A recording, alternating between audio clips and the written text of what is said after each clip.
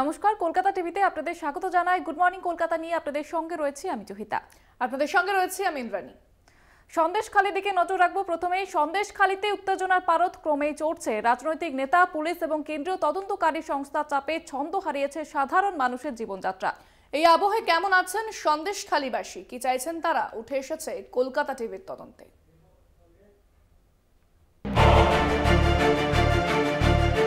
5ই জানুয়ারি 2024 শুরুটা সন্দেশখালির দাপুটে তৃণমূল নেতা শেখ শাহজাহানকে কেন্দ্র করে। রেশন দুর্নীতির তদন্তে পুলিশকে না জানিয়েই সন্দেশখালি যায় ইডি। আক্রান্ত হন কেন্দ্রীয় তদন্তকারী আধিকারিকরা। এরপর থেকেই নিখোঁজ শেখ শাহজাহান। আপনারা দেখেছেন যারা মুখে মাস্ক পরে পরে ছবি তুলছে, ধরাও পড়েছে বিজেপির কর্মী, কিভাবে তারা বাইরে থেকে নিয়ে এসে একটা এলাকাকে অশান্ত করার চেষ্টা করেছে। আগে টার্গেট শেখ শাহজাহান, ওকে টার্গেট করে ইডি ঢুকলো, তারপরেই সবাইকে বার করে দিয়ে তারপরে ওখানে আদিবাসী মাইনরিটিদের মধ্যে ঝগড়া লাগিয়ে দিল। শেখ শাহজাহানের সঙ্গে সন্দেশখালি বারবার খবরের শিরোনামে উঠে এসেছে। কি চাইছেন সন্দেশখালির মানুষ, কিভাবে কাটছে তাদের দিন? নতুন বছরের 5 তারিখ থেকে যেদিন ইডি শেখ শাহজাহানের বাড়িতে আসে, ঠিক সেই দিন থেকে সন্দেশখালি রয়েছে খবরের শিরোনামে। ফেব্রুয়ারি মাসের 7 তারিখ থেকে সন্দেশখালি চলছে।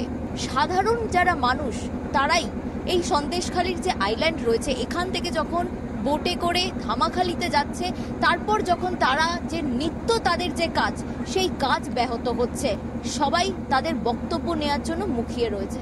কিন্তু কি বলছেন সন্দেশখালির মহিলারা, কি বলছেন সন্দেশখালির বাসিন্দারা, সেটাই জানবো আমরা। আমরা এখন চাইছি যে আমাদের শান্তি ফিরিয়ে দিতে হবে, আমাদের জমি জায়গা ফিরিয়ে দিতে হবে। আরেকটা কথা হচ্ছে শিবু হাজরা আর শাহজাহান সিং গ্রেপ্তার করতে হবে। আমরা চাইছি যেমন অপরাধীদের শাস্তি হোক, আর যেমন ছিল তেমন শান্তি হয়ে যাক। আজকের আমরা এইটা চাইনি, আমরা চেয়েছিলাম এর একটা কোনো ফল বা সুরাহা হোক। সেই সুরাহাটা হওয়ার জন্যই আমাদের এই আন্দোলনটা ছিল, কিন্তু উল্টে আমরা এত কিছু হয়ে গেল, এটা আমরাও নিজেরাও আশা করতে পারিনি এবং চাইনি। ইডির ওপর হামলা, শেখ শাহজাহানের অন্তরালে যাওয়ার পর থেকে কার্যত থমথমে সন্দেশখালি। একের পর এক কমিশনের ভিড়, 144 ধারা, রাজনৈতিক নেতাদের তৎপরতা এবং পুলিশের আনাগোনার মাঝে যেন থমকে গিয়েছে সন্দেশখালির সাধারণ জনজীবন। আমরা সাধারণ মানুষরা যাবো কোথায়? যাওয়ার আমাদের তো জায়গা নেই। এই ধরনের সারাদিন কাজ করে বাড়ি এসে একটু দোকানে আসি, হয়তো একটা জিনিসের দরকার হলে দোকানে গেলাম, এসে দেখি দোকান বন্ধ। এক কথায় বলতে গেলে জনজীবন চূড়ান্তভাবে ব্যাহত হচ্ছে। শান্তি ফিরে পেতে চায় সন্দেশখালির মাটি। ক্যামেরায় দিলীপ রয়ের সঙ্গে রিয়া মাঝি, কলকাতা টিভি। নদিয়া তেহট্টের দিকে নজর রাখবো। সেখানে চলল গুলি। নদিয়ার তেহট্টের শুট আউট, এক তৃণমূল কর্মী গুলিবিদ্ধ, তার ডান হাতে গুলি লেগেছে বলে জানতে পারা যাচ্ছে এবং 3 রাউন্ড গুলি চলেছে। জহিতা, যদি আমরা যে এই খবরের দিকে দেখি, সেখান থেকে কিন্তু লোকসভা নির্বাচনের আগে যে খবর সামনে আসছে তা রীতিমতো কিন্তু চাঞ্চল্যের সৃষ্টি করছে একেবারে। এবং যেমনটা জানা যাচ্ছে, এক্ষেত্রে জমি সংক্রান্ত বিবাদের জেরে এই গুলি চলেছে। তবে ইন্দ্রাণী, বেশ কয়েকদিন ধরে আমরা যেটা দেখতে পাচ্ছি, কখনো কামারহাটি, কখনো মুর্শিদাবাদ, এবার নদিয়ার তেহট্টে এই তৃণমূল কর্মীকে আক্রান্ত হওয়ার খবর আসছে একেবারেই। এবং তৃণমূল কর্মী হাসপাতালে চিকিৎসাধীন, গুরুতর আহত অবস্থায় তাকে হাসপাতালে নিয়ে যাওয়া হয়েছে। গুলিবিদ্ধ তৃণমূল কর্মী গোপাল সরকার। 3 রাউন্ড গুলি চলেছে। জমি বিবাদের জেরে এই শুট আউট বলে কিন্তু প্রাথমিকভাবে মনে করা হচ্ছে, যদিও পুলিশ তদন্ত শুরু করেছে। কে বা কারা এই ঘটনার সঙ্গে জড়িত, তাদের খতিয়ে দেখা হচ্ছে সমস্ত কিছুই একেবারে। এবং যেমনটা জানা যাচ্ছে যে ডান হাতে গুলি লাগে ওই তৃণমূল কর্মী, আপাতত তিনি চিকিৎসাধীন রয়েছেন, তদন্ত করছে পুলিশ। নদিয়া তেহট্টে ঘটনা। নদিয়া তেহট্টে যেখানে তৃণমূল কর্মী আহত, গুলিবিদ্ধ হয়েছেন তৃণমূল কর্মী গোপাল সরকার। তার ডান হাতে গুলি লেগেছে 3 রাউন্ড গুলি চলার পর। এবং জমি সংক্রান্ত বিবাদের জেরে এই শুট আউট, এমনটাই অনুমান পুলিশের, যদিও তদন্ত করে দেখছে পুলিশ, কে বা কারা এই ঘটনার সঙ্গে জড়িত সমস্ত কিছু খতিয়ে দেখা হচ্ছে।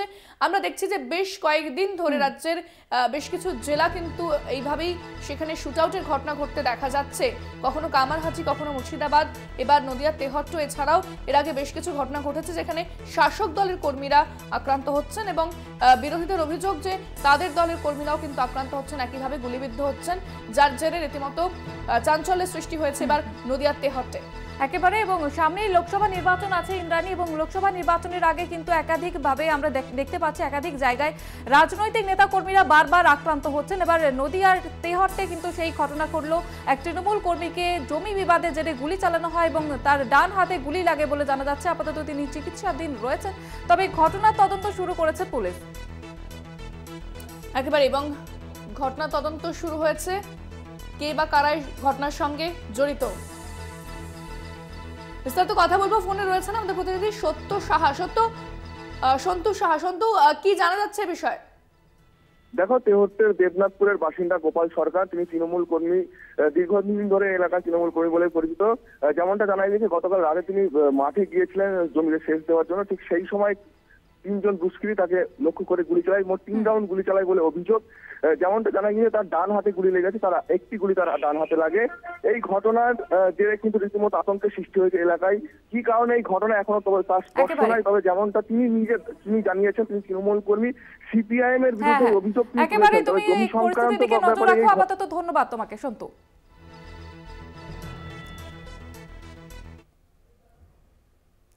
গুড মর্নিং কলকাতা এ পর্যন্তই।